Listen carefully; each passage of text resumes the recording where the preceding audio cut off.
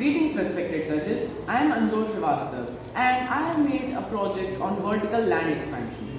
Today we face the same problem that Fritz Haber faced during the First World War.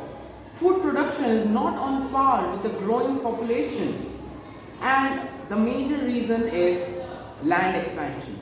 Land expansion has slowed down mainly due to government policies of reduction of deforestation and because agricultural land is running out. Because of this, it has become essential to find new ways to expand land. One of the best ways is vertical expansion. Vertical expansion has been practiced throughout the world mainly for horticulture, but mainstream agriculture has never really used it.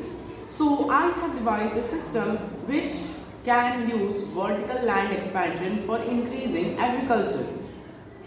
It mainly relies on three basic principles. Number one, in vertical land expansion, the topmost floor can be used for checking wind movements. This is because when vertical land expansion is done, wind movements change as the altitude increases. Because of which at certain levels, palm trees have been planted to make sure that wind movements can be checked. The second factor is the type of crop. Some crops require more water than others, and because of this, irrigational facilities for different types of crops are different.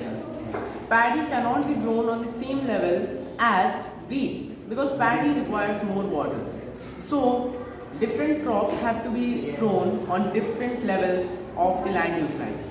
This project is very useful because farmers today owning small pieces of land are not able to utilize it properly and they stop cultivating it altogether, leading to underutilization of land. This is not good in a world where we are still far from achieving the sustainable goal of zero hunger. But this project has a few limitations. One of them includes the fact that if there is a structural collapse, the whole farm can be rendered useless. But to make sure that these limitations do not affect food production, we have devised some future additions which can be made to make sure that this system can be implemented thoroughly. One of them includes expanding irrigational facilities in multi-leveled land. This can be done using hydroponic systems and other modern methods of irrigation. The other one includes making strong materials and making materials that do not fragment much to make cleanups easier and to also make sure that if upper floors collapse, the lower floors do not get affected. Thank you.